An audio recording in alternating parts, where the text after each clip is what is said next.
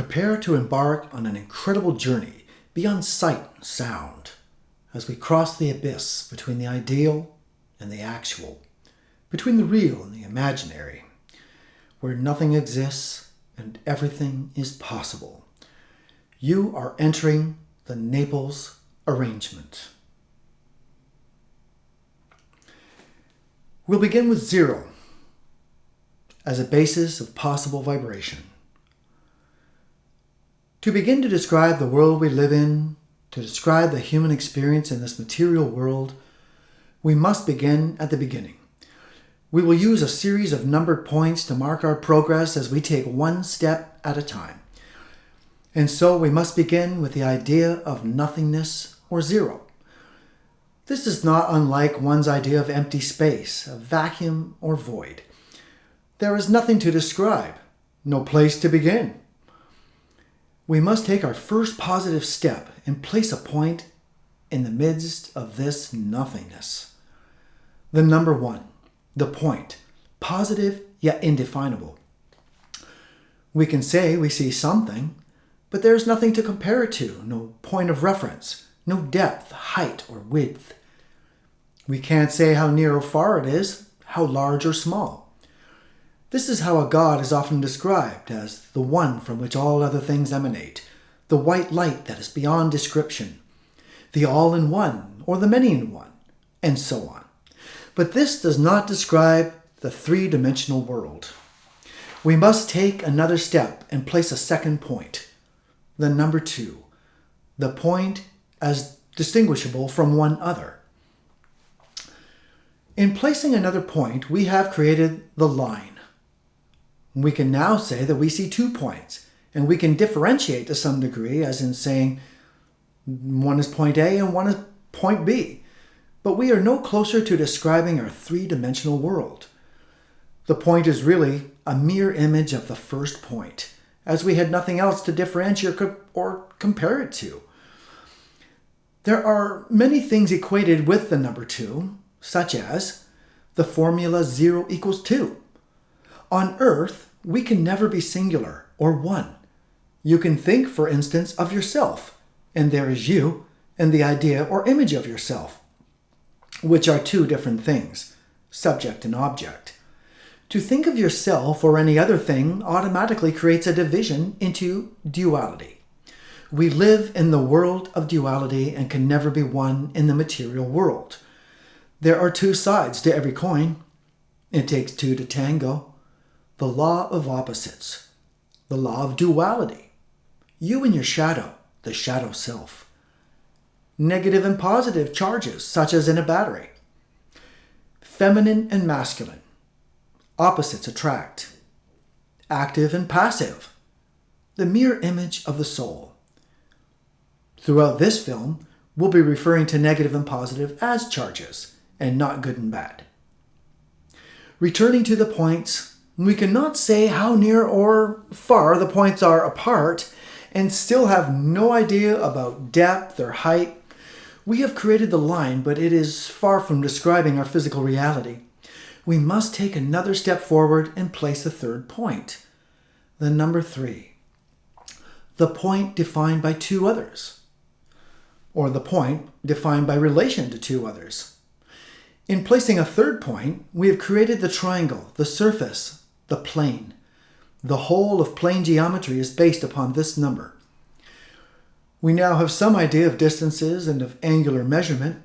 We could say A is closer to B than A is to C, but nothing can be said to be actual, as it does not yet describe the three-dimensional world we live in. It is purely idealistic and lacks solidity. Everything is flat and without substance.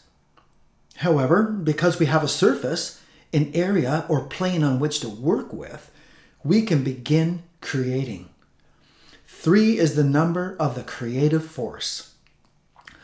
It is with 3 that we can go on creating eternally. It is the only number that represents eternal creativity. It is the creative force from which we can create something from nothing. The world we live in utilizes the number 3 in many ways, and it is perhaps the most important number. Here are some of the ways we utilize and view the number 3 in our material world. Threefold gods are common because only with the number 3 can a god create eternally or at all. Therefore, we see this resulting in, say, the Father, Son, and Holy Ghost of Christianity. The Holy Ghost would have to be feminine, or the creative process would not be possible, as the masculine unites with the feminine to produce a child, or creative effect. The 3 steps of Vishnu, the Creator, the Destroyer, and the Redeemer. Isis, Osiris, and Horus of the Egyptians. When 2 opposites unite or marry, a unique third thing, effect, or possibility is produced. The sperm, active and positive, unites with the egg, passive, negative, resulting in conception, a child partaking of both the father, number 1, and the mother, number 2, yet possessing unique qualities of its own, or number 3. In order to destroy a virus, an antigen, number 1, is united with a bonding agent, number 2, which can then affect the virus, number 3. Imagine a court case with only the prosecution and defense. A verdict would never likely be reached. It would require a judge or jury, a number 3, to complete the creative process. In rituals or ceremonies, there is often 3 candles employed on the altar. A white, active, positive candle, number 1.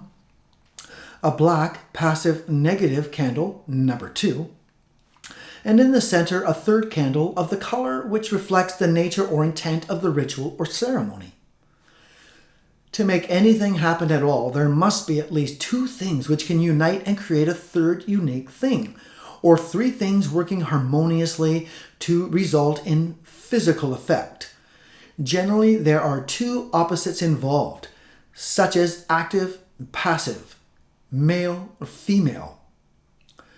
Oil and water do not unite, and is an example of utilizing inharmonious elements which would nullify any possible effect. Another example would be trying to attract lightning with a rubber rod. If one took a projector, a film projector, active and positive force, and pointed it towards the night sky, no creative effect would be possible. One would require something opposite, or passive and negative, to make the necessary effect possible. In this case, a projector screen, which is passive or negative, so that when the light strikes the passive screen, it unites and the third unique thing is produced. That being a viewable form, number 2, of the initial light, number 1, which the viewer can then enjoy in the number 3.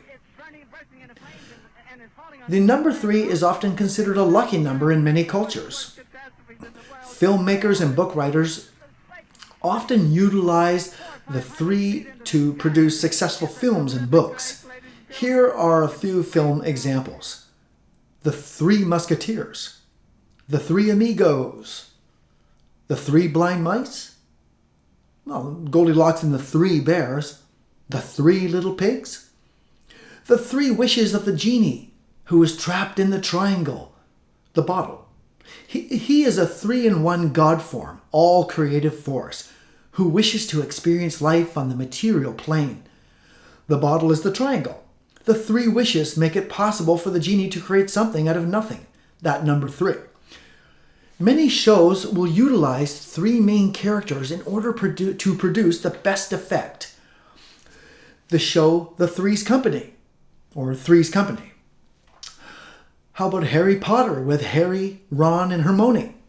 Or Buffy the Vampire Slayer with Buffy, Willow, and Xander? Or Star Wars with Luke, Leia, and Han? The Three Stooges, Curly, Larry, and Moe? The Bold Type with Sutton, Jan, and Kat? Other mentions could include Good Things Happen in Threes, or in reference to karma, coming back to one threefold. Sometimes that's a good thing too. They talk about something coming back threefold. The formula of E-A-O, Pisces, or love, death, and resurrection. The number of alchemical elements, sulfur, mercury, and salt. The number of mother letters in the Hebrew alphabet, Aleph, Mem, and Shin. As you can see, this is a most important, fundamental, and magical number that one can learn to harness to affect change. Cause and effect, basically. Now let us return to our regularly scheduled program. Although we have created the triangle, the plane, the surface, in which we can go on creating eternally, it is wholly idealistic, wholly imaginary, and remains two-dimensional.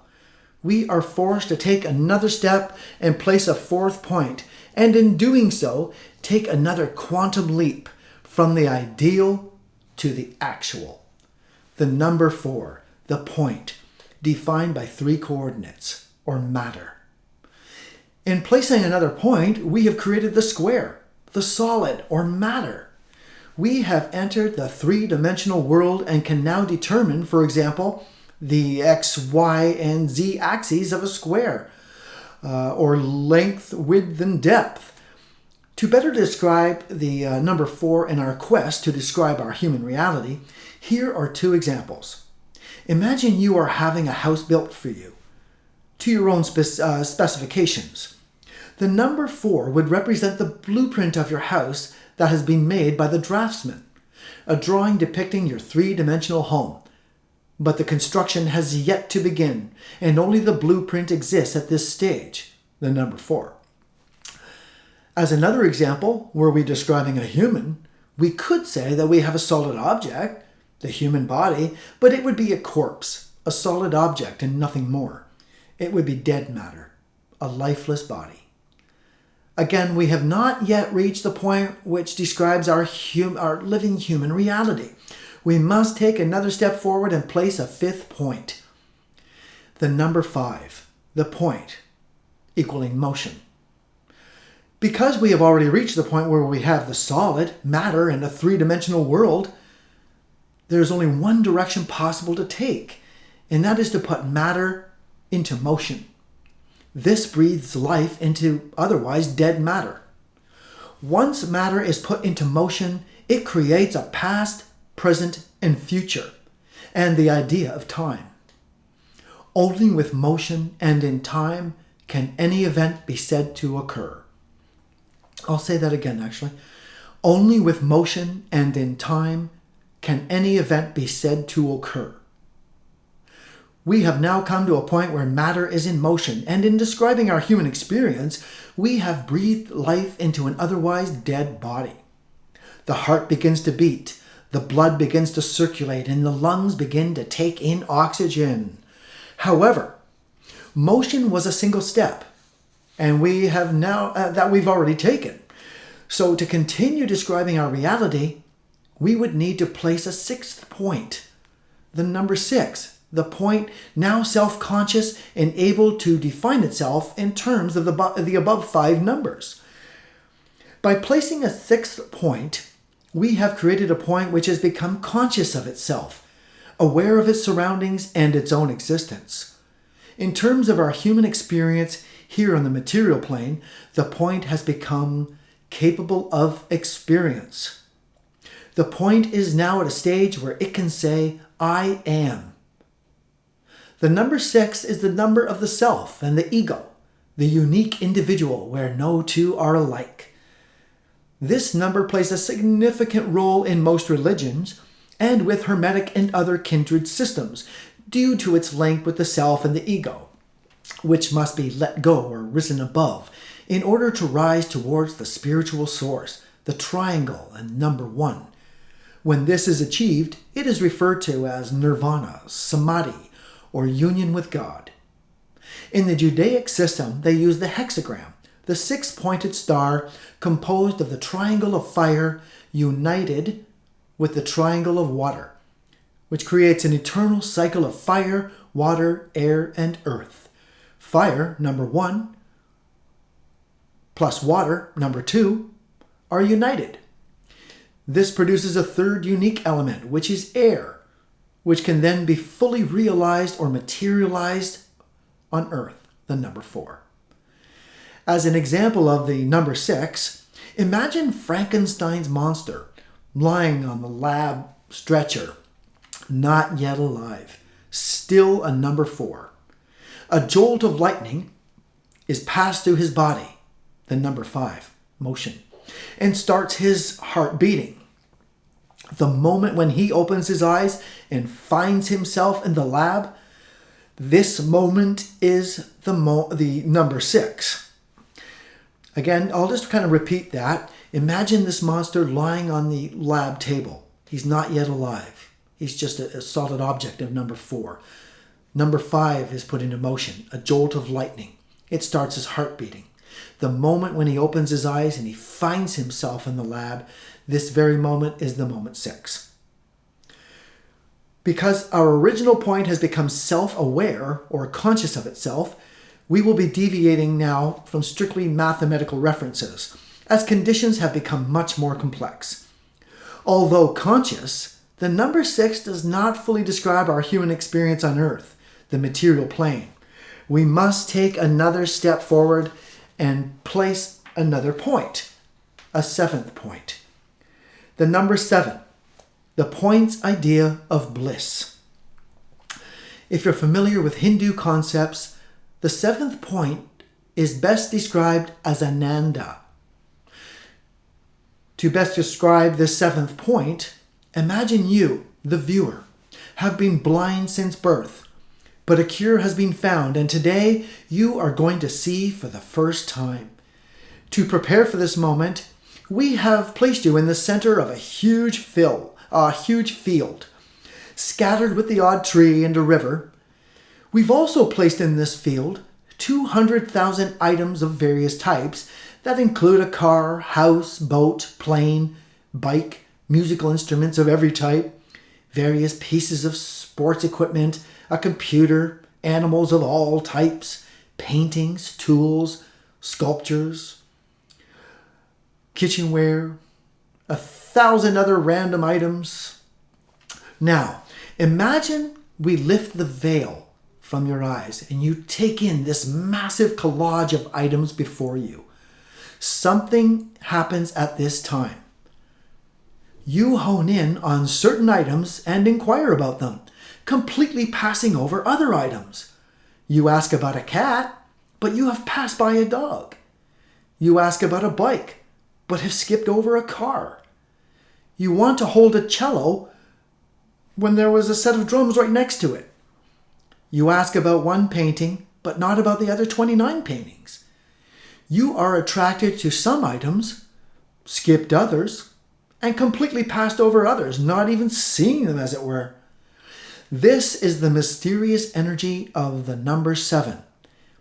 And it has been described as the emotions, which are part of the 7th point and, of course, play a critical, outstanding role in our day-to-day life in how we react to internal and external stimuli. Chemistry between people, for instance, as when you feel a connection between certain people and not with others, even upon a first meeting with that person. This can be good or bad, as when someone is repulsed by another without ever having said a word to that individual or knowing them at all. The law of attraction.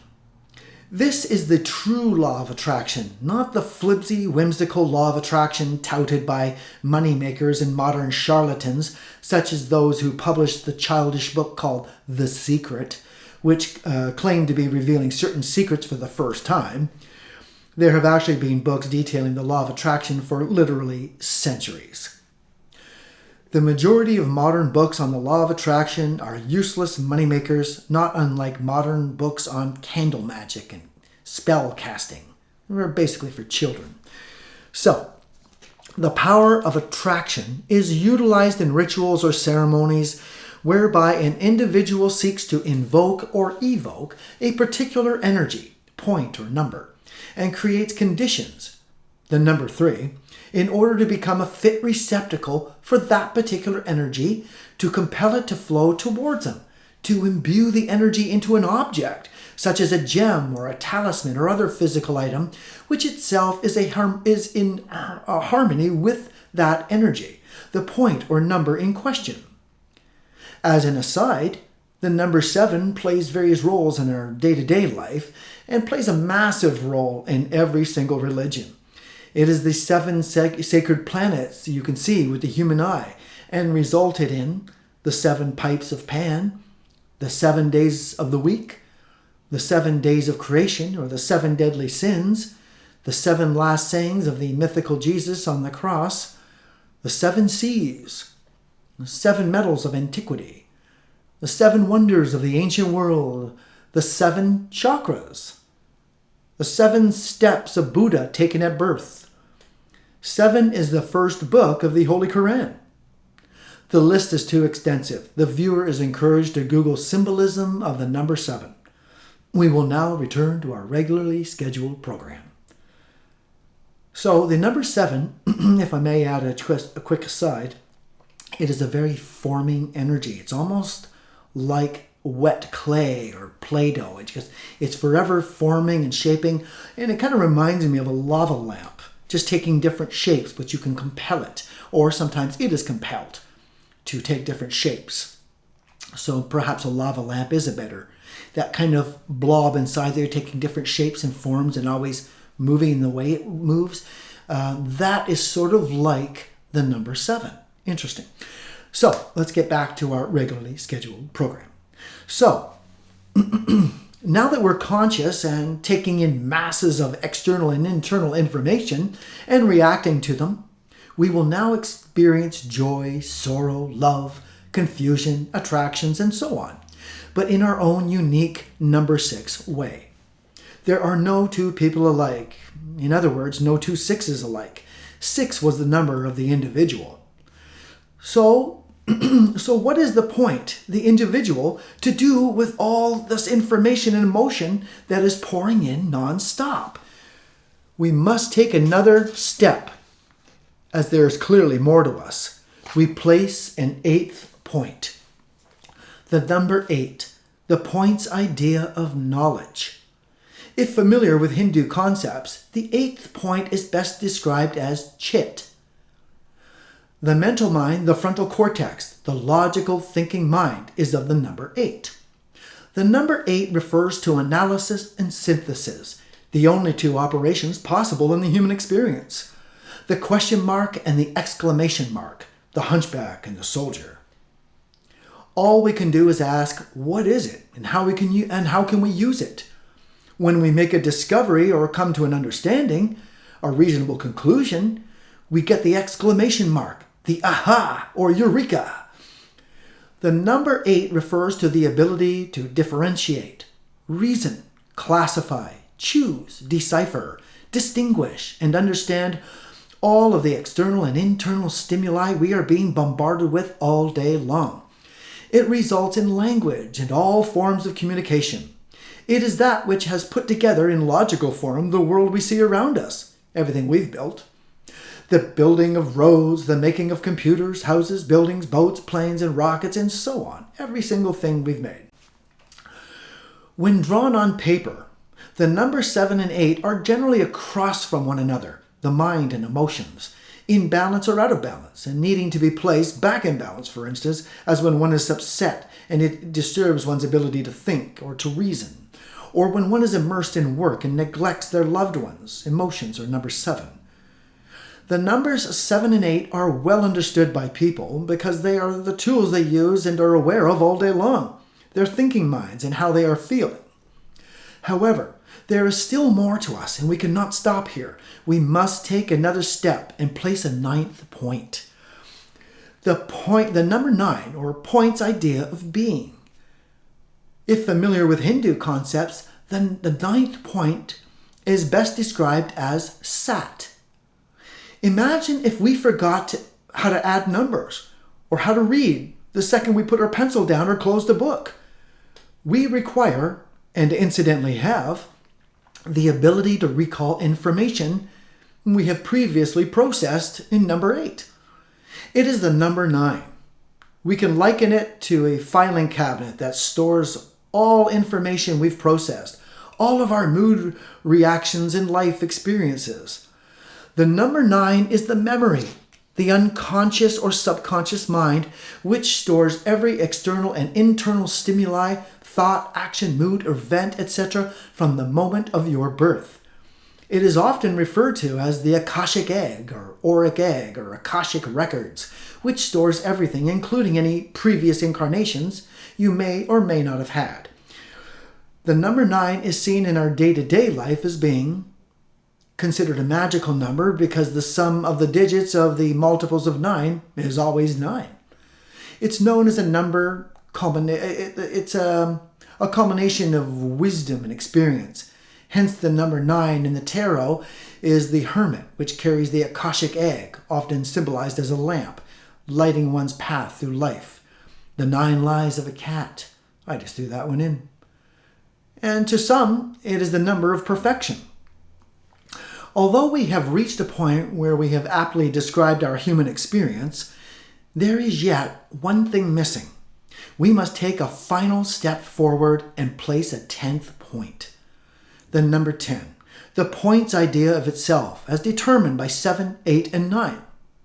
10 represents the physical body, your temple, which contains the numbers 1 through 9. It is the vehicle for their expression, the final result, the physical manifested world, the world we live in today. The world you designed, or I should say the house you designed in number 4, the blueprint, is now complete and fully realized. You can move in now. Motion, seen in 5, is now expressed through bodily motions. Note that your hands and feet have 5 fingers and toes on each, totaling 10. 10 realized fingers and toes connected to motion, the number 5. You can fully differentiate in the world of duality now. 2 eyes, ears, lips, nostrils, balls, sure, why not? Legs, hands, feet, lungs. You have but one heart, your individuality, the number 6, generally shown as connected to the number 1 also in such diagrams as the Tree of Life or mystical Kabbalah. In the mystical Kabbalah, you can draw a straight line from 10 to 6 to 1. The 1 and 10 are often expressed as above, so below. This is the material world in which we live, fully realized, fully materialized, and fully actualized. The 10-point decimal system. Now you have full capacity to express yourself on the material plane. Every ritual has one purpose: to unite the microcosm, or number 10, with the macrocosm, or number 1. Note that the triangle created between 7, 8, and 9. Note this triangle between 7, 8, and 9. This is the plane we work with during our everyday waking hours, every hour we are awake. When asleep, we are in 9, the home of the astral plane. When we come to the end, we have come to the end of our journey. We began with nothing and have arrived at the material world in which we live. We went from nothing to something. As a brief aside before we end, I will mention the abyss. There lies an abyss between 3 and 4, between the ideal and the actual. The TV series Twilight Zone was based upon man's attempt to cross the abyss, rising from the material world 4 through 10 to the spiritual world 1 to 3, or the triangle. As Rod Serling said, you unlock this door with the key of imagination. There is a 5th dimension beyond that which is known to man. It is a dimension as vast as space and as timeless as infinity. It is the middle ground between light and shadow, between science and superstition, and it lies between the pit of man's fears and the summit of his knowledge. This is the dimension of imagination. It is the area we call the Twilight Zone, or in this case, the Naples Arrangement. This represents the very real magical journey of rising on the planes, of crossing the abyss from the actual 10 up to 4 into the 3 in 1, the eternally creative plane of the triangle. Yoga and magic are tools used in an attempt to climb through the planes, the 7 numbers, and to cross the abyss into the triangle, the 1 in 3, in an attempt to obtain samadhi, nirvana, or union with God. It is also a place of much more. where secret meetings are held by those separated by great distance, or to obtain specific knowledge, to illuminate oneself, or to do an infinite amount of other tasks. I hope you have enjoyed this most ambitious journey into the Naples Arrangement. Blessed be.